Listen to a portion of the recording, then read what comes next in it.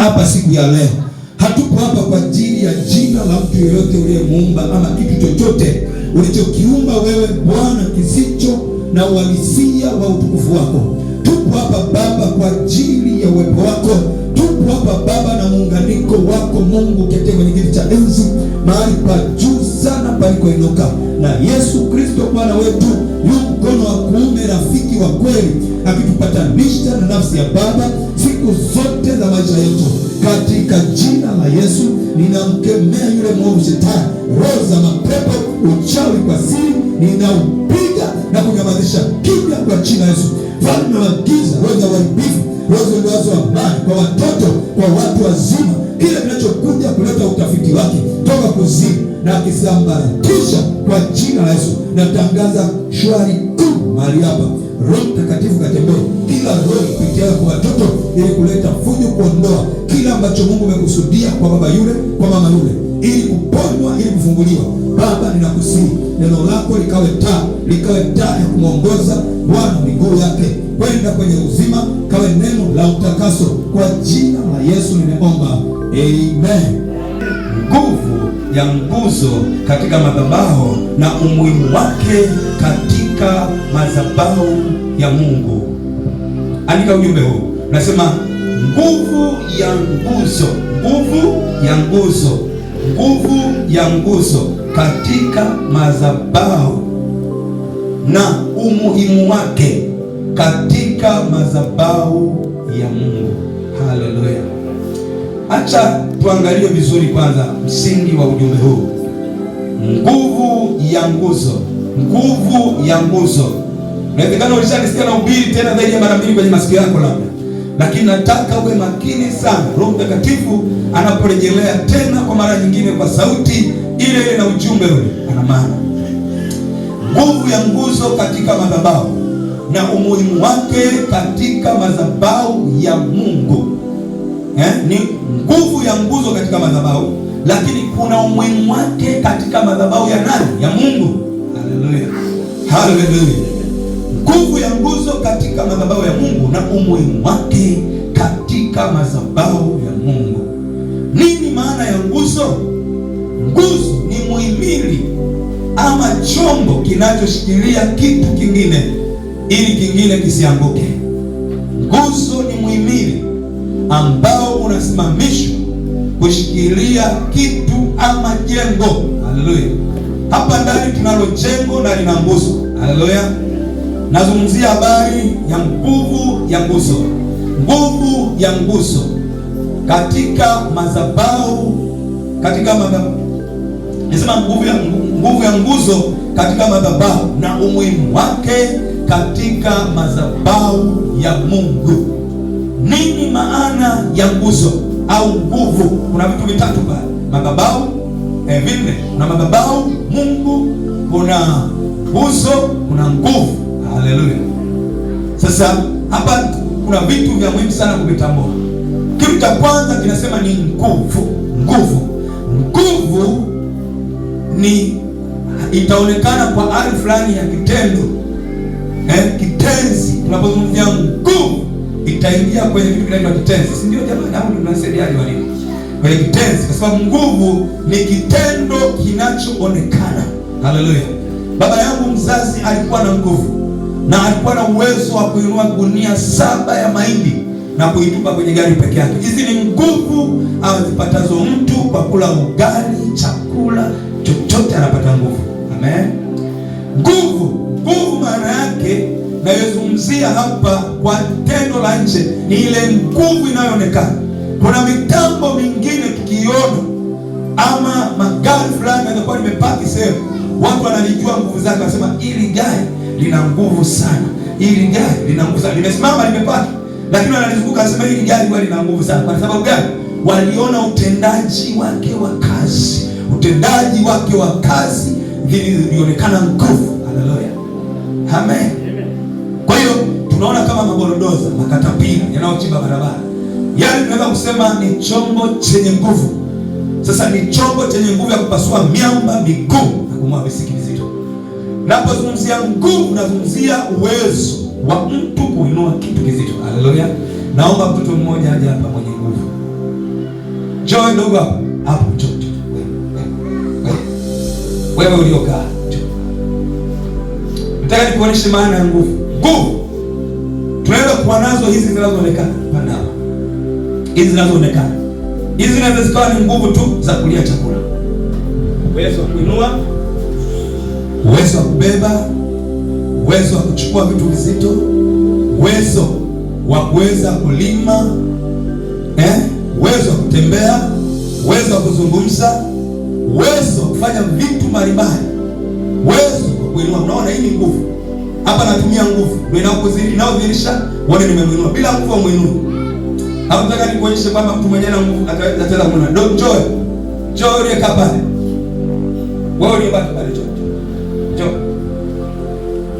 Nataka uone kwamba nguvu, maana ya nguvu. Nataka huyu mimi ambebe huyu. Sikii kaka yake, bebe kaka yako. Bebe kaka yako mwinue juu. Bebe kaka yako mwinue juu, bebe. Wewe mshike hivi, mwinue juu. Shika mwinue, mshike hivi, mwinue juu. Mwinue kwa nguvu, mwinue. Mwinue juu kwa nguvu, mwinue juu. Maana yake inadhihirisha ndani ya mtoto huyu hamna nguvu zenye uwezo wa kumwinua kaka yake. Haleluya. Nazungumzia nguvu ya nguzo katika madhabahu ya Mungu na umuhimu wake katika madhabahu ya Mungu. Haleluya. Nazungumzia nguvu ya nguzo katika madhabahu ya Mungu na umuhimu wake katika madhabahu ile ya Mungu. Haleluya. Kwa hiyo tunadhihirisha kwamba tendo hili alilofanya watoto wao Mungu awabariki ni kwamba mkubwa ameshindwa. Mimi niliweza kumwinua, lakini mdogo hana nguvu za uwezo wa kumwinua. Haleluya. Kwa hiyo tunazungumzia nguvu ya nguzo. Nguzo ni chombo chenye kuwa na uwezo. Ndio maana tunaona kwenye jengo kuna nguzo ambazo zimeweza kushikilia jengo letu, na sisi tuko hapa ndani kwa sababu hizi nguzo zina nguvu ya kushikilia jengo zima. Haleluya. Kila nguzo iliyoko hapa ndani ina thamani yake mahali ilipowekwa, na kila nguzo ina kazi ya muhimu sana ya kutenda katika hili jengo. Hakuna hata nguzo moja ambayo inasema wewe, kwa nini mimi nimekaa hapa mfupi, mimi kwa nini hapa nimekaa nimepinda, mimi kwa nini hapa nimembamba, mimi hapa kwa nini mnene? Hapana. Kila nguzo iko hapa ina thamani yake na umuhimu wake katika madhabahu ya Mungu. Nguvu ya nguzo katika madhabahu ya Mungu na umuhimu wake katika madhabahu ya Mungu. Madhabahu ni nini? Madhabahu ni mahali ambapo alipita mhubiri wa kwanza. Madhabahu ni mahali ambapo pameandaliwa kwa ajili ya ibada yoyote, iwe ya miungu, iwe ya Mungu wa mbinguni, iwe ya kipagani, itaitwa madhabahu ya miungu. Ipo madhabahu ya Mungu anayeishi milele, Mungu wa Ibrahimu, Isaka na Yakobo. Hiyo inaitwa madhabahu ya Mungu wa mbinguni. Lakini ipo madhabahu za wachawi, madhabahu za waganga, na zote zinahitaji nguzo. Haleluya.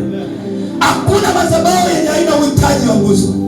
Kule kwenye nyumba za wachawi na waganga kuna watu wanaitwa wahemba, kuna watu wanaitwa wabeba mikoba, kuna watu wanaitwa, kuna majina watu wanaitwa, kuna watu wanaitwa, nikumbuke sasa, kuna jina wanaitwa wengine. Kule kwenye ile nyumba kuna watu wanaitwa wahemba. Wahemba maana yake watu wanaesimama na waganga. Kuna anabeba mikoba, kuna mtu kazi yake anatuma kuogesha madawa, kuogesha watu, kupeleka kuchimba dawa. Anapoenda kule anaelekezwa chimba mti huu. Hiyo ni nguzo. Nguzo katika nyumba ya Shetani. Lakini kuna nguzo katika madhabahu ya Mungu ambayo inazungumzia nguvu ya madhabahu, nguvu ya nguzo. Nguzo ni chombo chenye nguvu. Ili jengo bila nguzo, jengo lingeanguka, litakandamizwa. Mvua za upepo, kisulisuli, jengo litaenda chini. Kwa hivyo kila nguzo iliyoko hapa ina thamani na umuhimu wake na nguvu yake kila mahali ilipo. Kuna nguzo za katikati, kuna nguzo za kati, kuna nguzo za pembeni. Haleluya. Kila nguzo ina umuhimu wake. Amen. Nguzo ni nini basi? Nimesema ni chombo ama muhimili unaoshikilia vitu vingine. Sawa sawa? jengo zima linashikanishwa na nguzo, ili nguzo zinashikanishwa, ili hizi nguzo zimeshikanishwa na jengo zima, ili jengo lisianguke. Kwa hiyo ni za muhimu sana. Kila nguzo iliyoko hapo pamoja, unaona ni moja imepinda pinda hivi, nyingine imekangana na makona, nyingine ni mbamba, nyingine ni fupi, lakini zote zina umuhimu hapo katika nyumba hii ya Mungu. Haleluya, haleluya. Ndivyo ilivyo katika madhabahu ya Mungu. Vile vile kila mtu ni nguzo, kutoka kwenye familia ya kwao ni nguzo mpaka kwenye madhabahu ya Mungu. Kama kijitambua yeye ni nguzo. Mungu anapotuchagua na kutuokoa, anatuchagua kama nguzo alizozipenda. Anachagua nguzo zenye sifa, anachagua nguzo kwa kadri ya uwezo na mapenzi yake. Hata kama nyingine ni fupi, nyingine ni nene, nyingine nyembamba, zimesoma hazijasoma, anasema hizi ni nguzo katika madhabahu yangu. Kwa hiyo hakuna nguzo hata moja kumdharau mwenzake, kosa kubwa la jinai. Haleluya. Kwa hiyo kila nguzo mahali ilipo imetambua wajibu wake ilipowekwa. Haiwezi kutoka pale kaenda kwa mwingine. Kila nguzo ipo na wajibu wake, kila mahali ilipo kama nguzo. Haleluya. Haleluya. Sawa. Nimeshakwambia hizi nguzo zinapatikana sehemu nyingi, sehemu mbalimbali. Sehemu mbalimbali, na nguzo upande wa madhabahu za wachawi. Nimesema ni waganga wote waabudu mizimu, ni nguzo huko upande wa shetani. Wote wanayeroga, wote wachawi, wote wafanyao mapenzi ya huyo shetani wamekuwa ni nguzo ya upande wa giza. Wote wafanyao mapenzi ya Mungu, wote ni nguzo katika madhabahu ya Mungu. Hakuna hata mmoja ambaye si chombo katika madhabahu ya Mungu. Wote waliochagua. Biblia inasema katika Yohana 15 sura ya 7 mstari wa 7. Mungu alichagua nguzo mwenyewe, anachagua mwenyewe. Achaguliwi na mtu. Naomba niache achana hiyo Yohana, twende kwenye Luka 6:12 hadi mstari wa 16. Twende kwenye Luka kwanza. Yesu alipokuja hapa duniani alichagua nguzo nyingine, akaziita mitume waliokuwa 12, akawatuma kila mahali alikotaka kwenda yeye asipoweza kufika. 6 mstari wa 12. Biblia inasema hivi: ikawa siku zile aliondoka akaenda mlimani ili kuomba, akakesha usiku kucha katika kumwomba Mungu. Sikiliza umuhimu pia wa kuomba. Yesu alipotaka kuchagua viongozi alipanda mlimani akaomba usiku kucha. Hata ilipokuwa mchana, mstari wa 13, hata ilipokuwa mchana aliwaita wanafunzi wake, akachagua 12 miongoni mwao ambao aliwaita mitume. Haleluya. Aliye wa kwanza, mstari wa 10 anasema, wa kwanza alikuwa ni Simeoni aliyemuita jina la pili Petro, na Andrea nduguye Yakobo, na Yohana na Filipo na Bartolomayo, na Matayo na Tomaso na Yakobo wa Alfayo, na Simoni aitwaye Zelote. Mstari wa 16, na Yuda wa Yakobo, na Yuda Iskariote ndiye yule aliyemsaliti. Umesikia hiyo ngoma? Umesikia hiyo ngoma ya mwisho, mstari wa 16, kwamba akachagua na Yuda, lakini hiyo nguzo anasema ndio iliyomsaliti. Amen. Kwa hiyo Yesu alipopanda mlimani alikuja kama nguzo. Mungu alimleta Yesu Kristo kama nguzo hapa duniani, na alipokuja hapa duniani alikuja kama nguzo kuu. Na alipokuja Yesu akukaa vile, akachagua nguzo nyingine 12, ndiyo yale majina tumeyasoma, kisha akawaita mitume. Haleluya. Aliwaita kwa nini? Tusome sura ya 10. Twende sura ya 10 tukaone mstari wa kwanza. Baada ya hayo Bwana akaweka na wengine 70, akawatuma wawili wamtangulie kwenda kila mji na kila mahali alipokusudia kwenda mwenyewe. Akawaambia, ni mavuno ni mengi, lakini watendakazi ni wachache. Basi muombeni Bwana wa mavuno apeleke watendakazi katika mavuno yake.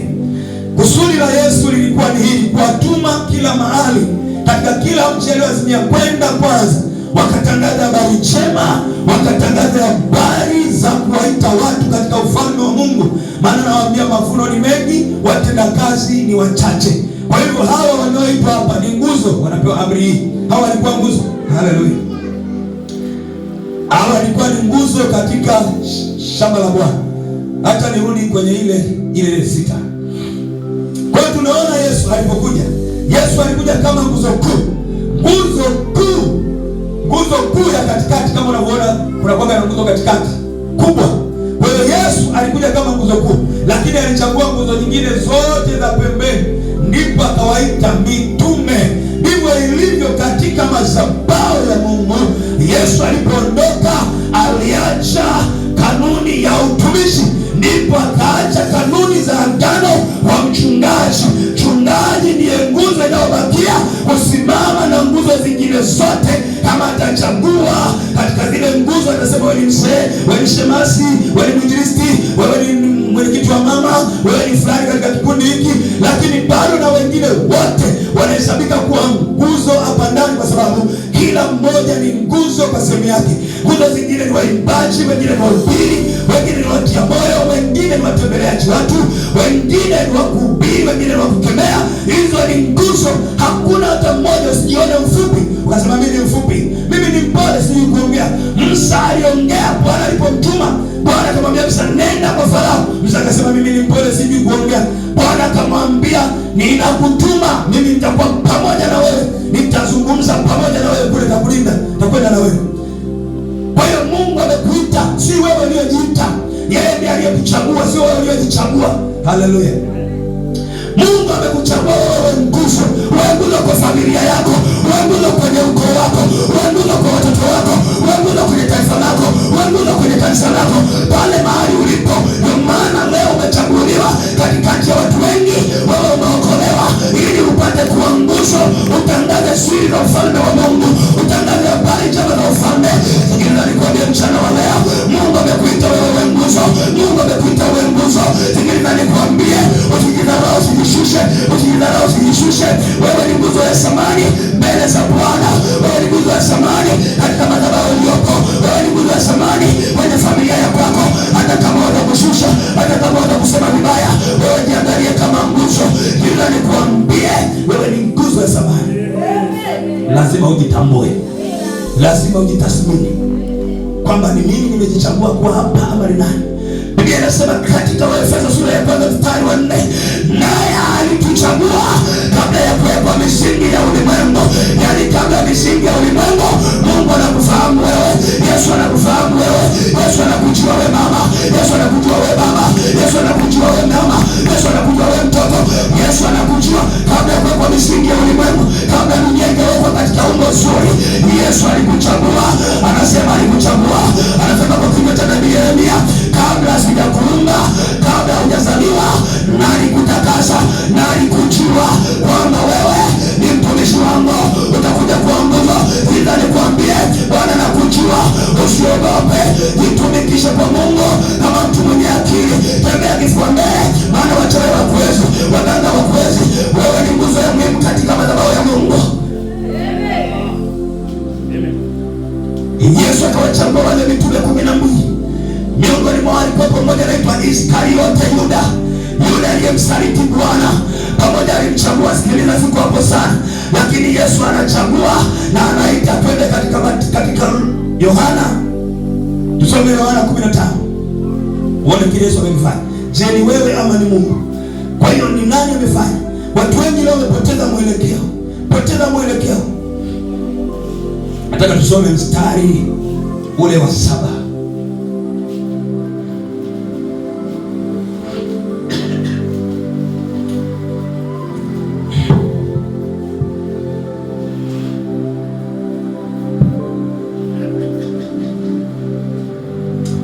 Soma 16. Si ninyi mlionichagua mimi. Wa 16, wa 7 nitaurudia tu pale juu baadaye. Twende tusome 16. Yohana 15 mstari 16. Si ninyi mlionichagua mimi, bali ni mimi niliyewachagua ninyi, nami nikawaweka mwende mkazae matunda, na matunda yenu yapate kukaa, ili kwamba lolote mwombalo Baba kwa jina langu apate kuwapeni. Haya na waamuru ninyi mpate kupendana. Mstari ule wa 17 anasema nimewaamuru mpate kupendana pamoja, anasema mkazae matunda. si ninyi mlionichagua, bali ni mimi niliyowachagua, kisha nikawaweka mwende mkazae matunda, nayo matunda yenu yapate kukaa, ili kwamba lolote muombalo Baba kwa jina langu apate kuwatendea. Sikiliza, ukiwa nguzo katika madhabahu hii, sio wewe uliyechagua kukaa hapa leo, sio wewe uliyependa mwenyewe, sio uliyechagua wala mchomba shangazi akachagua wewe hapa leo. Ni Mungu aliyekuchagua kabla ya kuwekwa misingi ya ulimwengu. Alikujua kwa sura yako, alikujua kwa ukabila wako, alikujua kwa utaifa wako, alikujua kwa sura yako, alikujua kutembea kwako, alikujua kuvaa kwako. Ndio maana yuko hapa leo. Alikuita kwa sura na kwa mfano wake. Sio mimi niliyechagua, bali ni mimi niliyechagua. Mwende mkawepo, mkakae, mpate kuzaa matunda, na matunda yenu yapate kuzaa, matunda yenu yapate kukaa, matunda yenu yapate kukaa, ili kwamba lolote takalomwomba Baba kwa jina langu apate kuwapa. Hiyo ndio maana ya nguvu ya nguzo katika madhabahu ya Mungu na usamani wake katika madhabahu ya Mungu. Sikiliza nikwambie, watu wengi wamekata tamaa, watu wengi wamejidharau, watu wengi wamejikataa.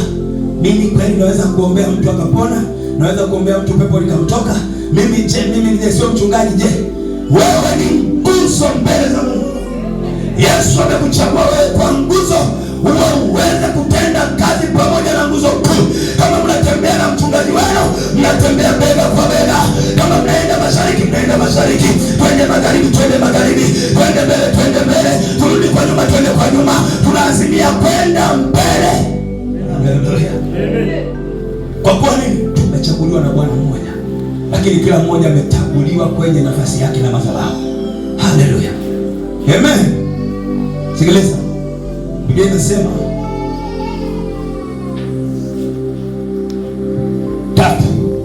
kisoma 3 Marko mstari wa 14. 3 Marko 14 mstari. Akaweka watu 12 wapate kuwa pamoja naye, na kwamba awatume kuhubiri, tena wawe na amri ya kutoa pepo. Haleluya.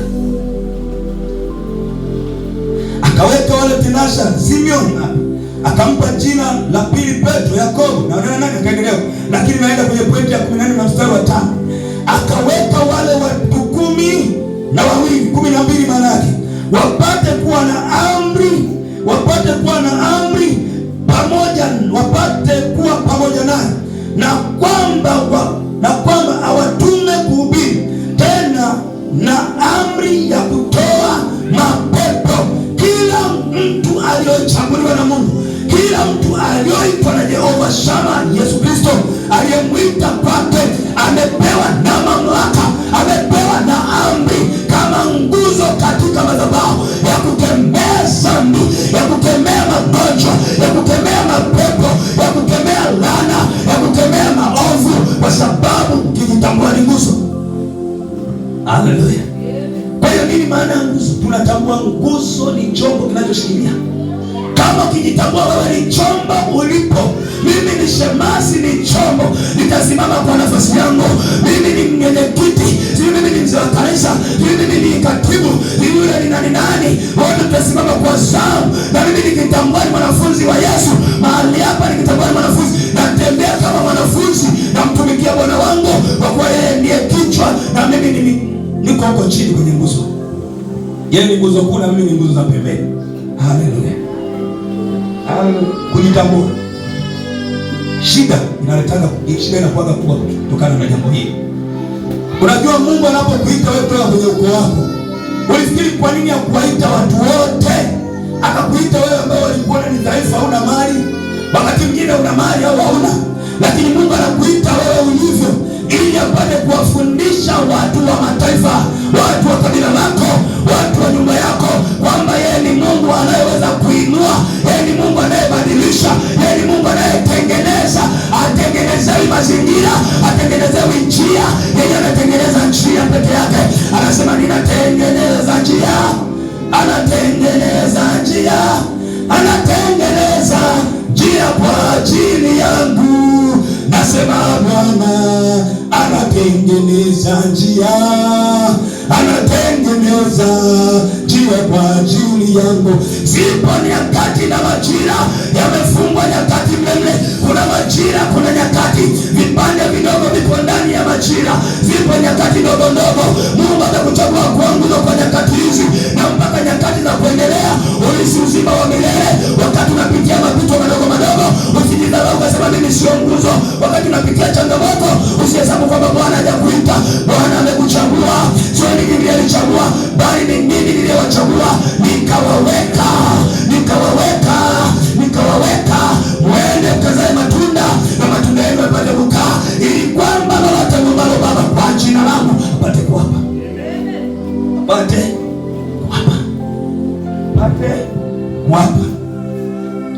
Kwa nini Mungu anakuita wewe kuwa kama nguzo? Kwa nini anakuita wewe nguzo? Kwa nini akuchagua wewe kuwa nguzo? Kwa nini akuona mtu mwingine? Hosea 7:8. Hosea alichaguliwa kama nguzo. Kataa kuwa na tabia ya Hosea. Kataa kuwa na tabia ya Hosea ya kujisahau na kujiachaniza. Kataa. Kitabu cha Hosea sura ya 7:8 tutasoma. Hosea alikuwa amechaguliwa kama mfalme kipindi chake na taifa la Israeli, naye Bwana akamwamini akamkubali. Hosea, Biblia inasema akajichanganya akasahau. Na ni Efraimu. Ile kitabu cha Hosea kinamzungumzia mtu mmoja anaitwa Efraimu. Efraimu, Biblia inasema Efraimu alikuwa ni mtoto mmoja wapo wa Yusufu. Kumbuka Yusufu alikuwa na watoto wawili, mmoja alikuwa Manase na huyu anaitwa Efraimu. Efraimu alishawahi kumiliki Israeli, kuwaongoza, watawala. Lakini ilifika kipindi kimoja wapo Efraimu akajichanganya na watu wa mataifa, naye akasahau kwamba yeye alikuwa ni nguzo katika taifa la Israeli.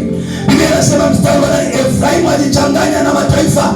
Efraimu ni mkate usiogeuzwa, wageni wamekula nguvu zake, naye hana habari. Na nywele za mvi zimeonekana huko na huko juu yake, naye hana habari. Hiyo mstari miwili.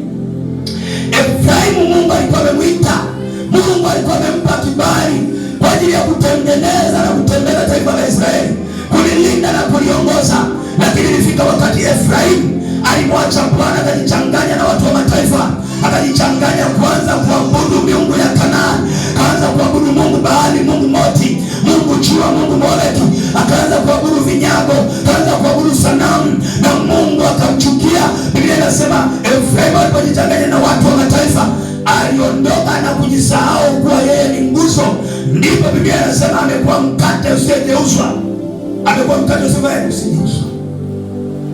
Efraimu aliyekuwa nguzo yenye nguvu katika madhabahu ya Mungu na umuhimu wake katika nyumba ya Mungu. Efraimu amegeuka, ambaye alikuwa ni nguzo katika taifa la Israeli, katika madhabahu ya Mungu ya Agano la Kale, lakini amegeuka. Biblia inasema amejichanganya na watu wa mataifa, nao wamekula nguvu zake, naye amekuwa kama mkate usiogeuzwa. Mkate katika chombo, mkate wakandaji wa mikate, mkate ukiukanda unawekwa amiri ili umuke, unageuka. Ukiuchoma unatakiwa ugeuke. Baada ya kuweka pale, wanageuza mkate ugeuke, mkate ugeuke, mkate ugeuke.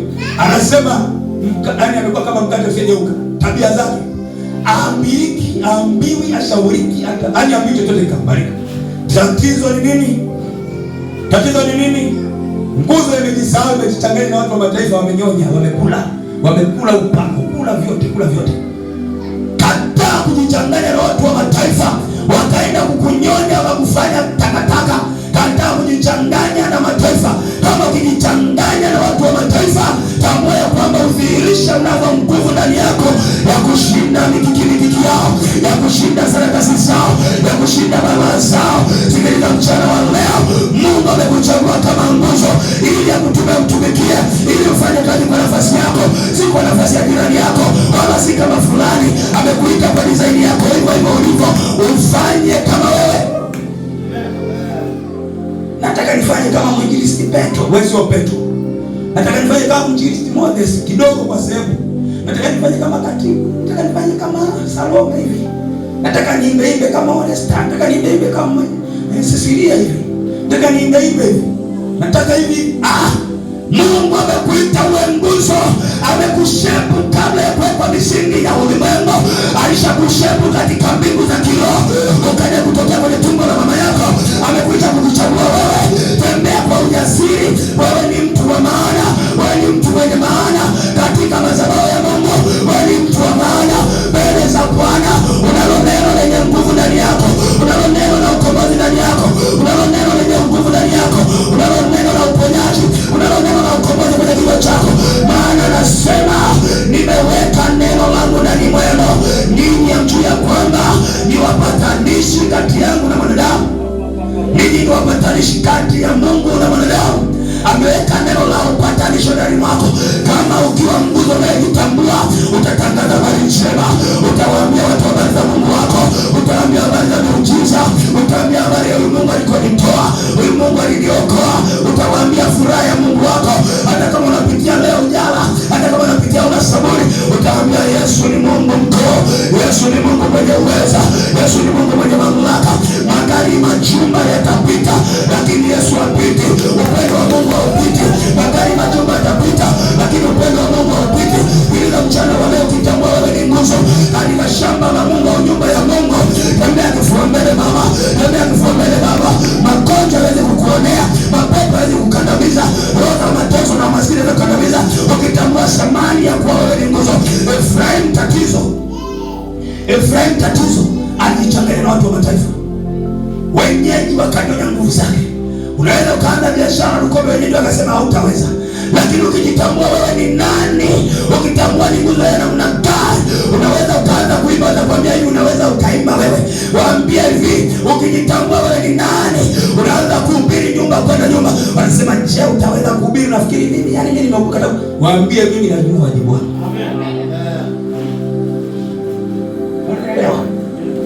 Mimi sitapona. Ukijitambua wewe ni nani katika ufalme unaotembea. Mama ametoka kusudia muda mfupi, anasema maneno ya Mungu yametengeneza ndani yake, kwa sababu amesikiliza mashauri ya Bwana, amesikiliza mashauri ya Bwana. Mapenzi ya Bwana yakaja kwenye maisha yake. Utakapokubali na kutii, utakula mema ya duniani mpaka mbinguni, uzima wa milele. Kama ukijua wewe ni nguzo hapo ulipo, usijidharau wala usijikatae wala usijishushe hata siku moja. Usikubali kushushwa wala kujishusha kwa jina la Yesu. Tatizo usichanganye. Haleluya, haleluya. Wageni wamekula nguvu zake. Baada ya wageni kujichanganya na wageni wamekula nguvu pamoja. Mvi zimeonekana kichwani huko na huko juu ya kichwa chake. Ana habari. Efraimu ana habari. Yeye amejichanganya na mataifa, lakini ana habari. Pamoja kumeonekana na mvi. Mvi zinawakilisha hekima, maarifa, uwezo wa kupambanua mambo. Sasa utakuta ni mzee na mvi kichwani, lakini ana hekima, ana maarifa. Kwa nini? Hajampokea roho wa hekima, hajampokea roho wa elimu ndani mwake. Yesu ni roho wa elimu. Unapomwamini anakuja kwenye maisha yako, anakuja kubadilisha historia yako. Wale walikuwa wanaitwa wachawi wanaitwa mchungaji, walikuwa wanaitwa matapeli wanaitwa watumishi wa Mungu, walikuwa wazinzi wale wanaitwa watumishi wa Mungu, kwa sababu wamechaguliwa kabla ya kuwekwa misingi ya ulimwengu. Kama Rahabu yule aliyekuwa anaitwa Kahaba. Rahabu Mungu alimpa kibali alikuwa amemchagua kabla ya kuwekwa misingi ya ulimwengu. Watu walikuwa wanamuona anaendelea kuchapa ukahaba, lakini Mungu ni Mungu wa maajabu. Akaona Rahabu ni nguzo atakayeokoa watu wa nyumba yake, akaokoa, akasimama akaokoa. Ukijua Mungu amekuita, achana na zama za kale, achana na zama za kutafsiri, achana na matapishi yaliyotapikwa. Tafakari yaliyo mbele wakati wote. Mambo ya nyuma yanapoteza, mambo ya nyuma yanaharibu. Wana wa Israeli walipokuwa wanatoka Misri, Mungu amewachagua kama nguzo za kwenda kuanzisha taifa katika mji wa Kanaani. Walipofika jangwani kidogo, njaa ikatokea. Wana wa Israeli walipomwona Farao anakuja kwa nyuma yao, wakasema Musa, mbona umetutoa Misri? Mbona umetutoa Misri ili tufe jangwani? Kwa sababu Misri kulikuwa kuna makaburi. Ukisoma kitabu cha Hesabu sura ile ya 11 mstari wa 4, Biblia inasema wakamlilia Musa, wakamwambia umetuleta jangwani, hakuna chakula. Ni nani atakayetupa maji? Nyama, vitunguu saumu na ile mishikaki tuliyokula Misri na yale matango na matikiti maji, ni nani atakayetupa? Mungu amekuchagua kama nguzo mama, Mungu amekuchagua kama nguzo baba. Usiangalie yaliyopita, hata kama kuna mambo magumu, endelea kwenda mbele, kaza mtu kwenda mbele. Wewe ni nguzo yenye thamani katika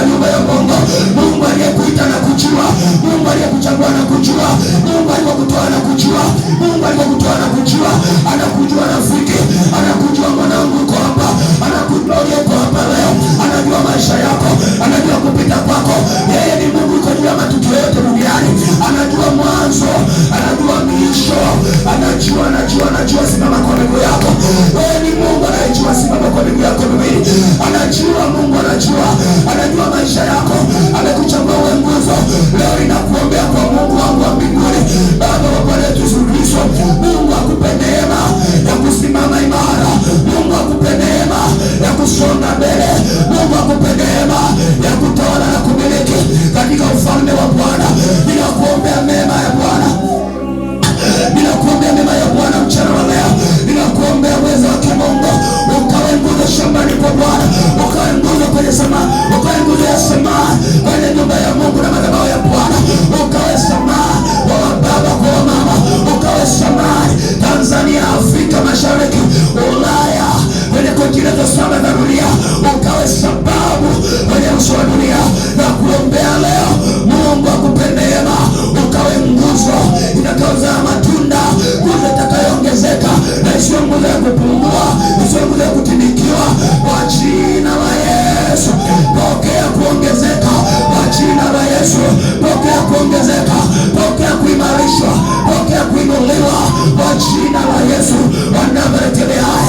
Pokea kuwa nguzo imara, nguzo za utume, nguzo za uinjilisti, nguzo ya ualimu, nguzo ya uimbaji, nguzo ya kutangaza, kutia moyo, kuonya, nguzo za uchungaji, nguzo za uinjilisti. Manabii na mitume wakadhaliwa humo. Karabosa karababa itakasakaita robo karabasaka indorobo shakaraba indorobo sikianta robo. Bwana kakuponye ili umtumikie kwa ujasiri. Bwana aondoe magonjwa yako, Bwana aondoe tabu zako, Bwana aondoe shida zako, Bwana aondoe laana zako kwenye maisha yako, Bwana aondoe mikosi ya ukoo, Bwana aondoe urithi mbaya, Bwana akutenge na ukoo mbaya, Bwana nakutenge, Bwana nakutenge na wana za wachawi, ukawe nguzo thibitifu, ukawe nguzo imara kwa jina la Yesu, kwa jina la Yesu, kwa jina la Yesu, kwa jina la Yesu, kwa damu ya Yesu, kwa jina la Yesu, kwa jina la Yesu, kwa jina la Yesu. Bwana analithibitisha neno lake leo. Ninakutamkia ukawe nguzo yenye samaa katika madhabahu ya Mungu, ukawe nguzo yenye nguvu katika madhabahu ya Mungu na umuhimu wake katika madhabahu ya Mungu.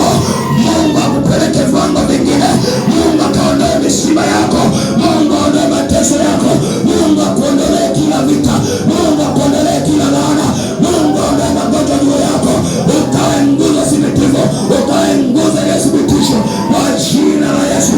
Na kugonga Mungu wa Mtakatifu, na kugonga chapa ya Bwana, na kugonga chapa ya Mungu ya kwamba ni mali ya Bwana kwa jina la Yesu, na kuchovya kwenye chapa ya damu ya Yesu mchana wa leo, majira haya, kwa jina la Yesu Kristo wa Nazareti aliye hai. Bwana akupe kuongezeka, Bwana akupe kuinuliwa mahali popote ulipo, Bwana akupe kuinuliwa mahali popote ulipokaa, Bwana akupe kuinuliwa, Bwana akupe kuponywa, Bwana akupe uamsho, Bwana akupe uamsho ndani ya roho yako, Bwana weke uamsho ndani ya roho yako, ongezeke, ongezeke, ongezeke, ongezeke, uinuliwe, ongezeke.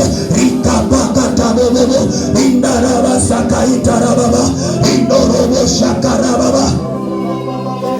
Baba, ninakushukuru. Wape Bwana watoto wako nguvu, waimarishe, kawe nguzo, mimili ya kushikilia jengo Bwana, taifa, mataifa. Bwana, umesema katika Isaya ile sura ya 49 na ule mstari wa 6, ni neno dogo Bwana kuwainua watoto wako, kuinua kabila za Yakobo, hata kuwa nuru ya mataifa, kwenda kuinua mataifa mbalimbali. Bwana, inua kanisa lako kuwa kitu kikubwa. Inua Bwana, wakawe nuru ulimwenguni, wakaongezeke, wakawande, wakastawi. Inua ndani mwao, inua maisha yao, ili ni kabila iliyoungamanishwa kwa damu ya Yesu Kristo, na alitenga na damu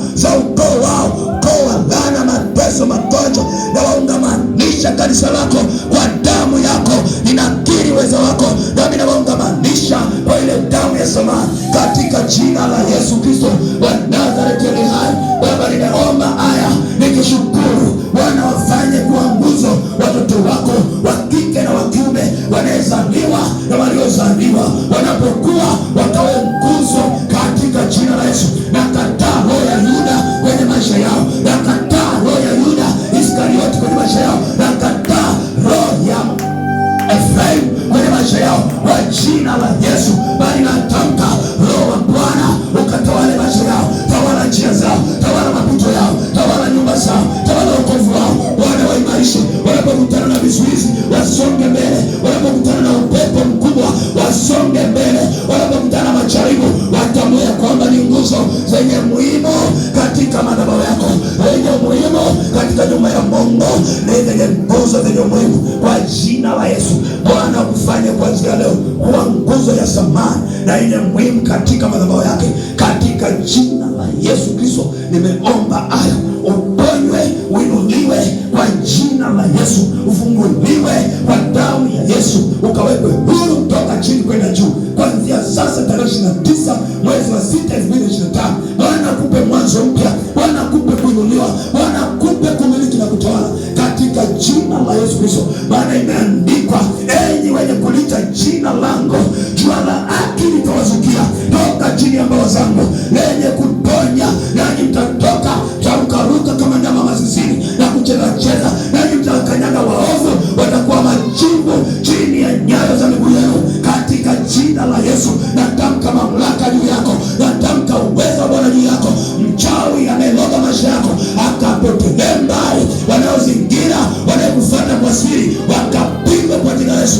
Wanayekunenea mabaya, wakapigwa. Hicho kinywa kikafumbe kama ilivyokuwa Zakaria alipokuwa akifukiza katika hekalu pasipo kuamini maneno ya malaika, alipigwa upofu. Wale ambao hawajaamini ya kwamba wanasema Mungu hajakuita, wakapigwa upofu mpaka watakapoona Mungu amekubariki na kuinua katika jina la Yesu, wakafunguliwa masikio yao na upofu wao ukaondoke katika jina la Yesu Kristo. Nimeomba haya, amen. Baba wa Bwana Yesu Kristo, Mungu wa utukufu, wewe unayejua mianzo tena mwisho, Alfa na Omega, mwanzo na mwisho, ninakubariki kwa utukufu wa jina lako. Ninakubariki Mungu mwema, ninakupigia magoti wewe Baba ambaye unaitwa Baba mbinguni na duniani. Ninakupigia magoti wewe unaitwa Baba, wewe unaitwa Baba. Pokea utukufu na heshima kwenye kiti cha enzi, kwa kuwa wewe umelituma neno lako tena siku ya leo na uweza na nguvu zako, ili kutuponya, kututia moyo na kutuimarisha, tuzidi kusonga mbele kukutumikia katika jina la Yesu. Nimeomba hayo Baba, na wabariki watoto wako, neno hili likakae ndani ya maisha yao mpaka vizazi vyao, wajukuu zao, wakawafundishe maneno haya ya unabii huu, ya ushuhuda huu wa Torati hii ambao ulituma kwa kinywa cha mchungaji Leonard. Bwana, kwa siku ya leo maneno hayo yakafanyike baraka kwenye maisha yao, kizazi hata kizazi, katika jina la Yesu Kristo. Maneno hayo yakawe ni roho, yakawe ni uzima, yakawe ni uponyaji kwa jina la Yesu. Yakafungue, yakainue, wanapotoka hapa wakasimulie kwenye maisha yao, wakatangaze sifa zako na ukuu wako katika jina la Yesu. Baba, ninawaacha mikononi mwako sawa na neno lako Bwana. Umesema kila yuko mikononi mwako hutamwacha kapokonya kamwe, katika jina la Yesu. Na ufunika kwa damu ya samani, damu ya Yesu Kristo isiyo na hatia, isiyo na mawaa, katika jina la Yesu, amen. Haleluya, haleluya. Ninamshangilia Bwana, ninamfurahia Mwokozi wangu, kwa kuwa yu hai na nguvu zake zi hai. Yupo hapa, yupo hapa. Haleluya, haleluya. Hawakuwezi. Alikuchagua Mungu. Usiogope, Mungu ni baba yako. Imeandikwa usiogope mara 365 za mwaka unaoishi. Ukianza mwaka tunaanza usiogope. Mungu anasema usiogope mwanangu, usiogope mwanangu, niko pamoja na wewe nikupiganie, niko pamoja na wewe nikuokoe dhidi ya maadui, niko pamoja na wewe nikuokoe. Mungu anakujua. Amen. Mama, Mungu akubariki sana kwa ule ushuhuda. Mungu akubariki kwa kuwa umetambua Mungu amekuponya. Nami nimshukuru Mungu kwa ajili ya dhabihu na tena tukushukuru pia.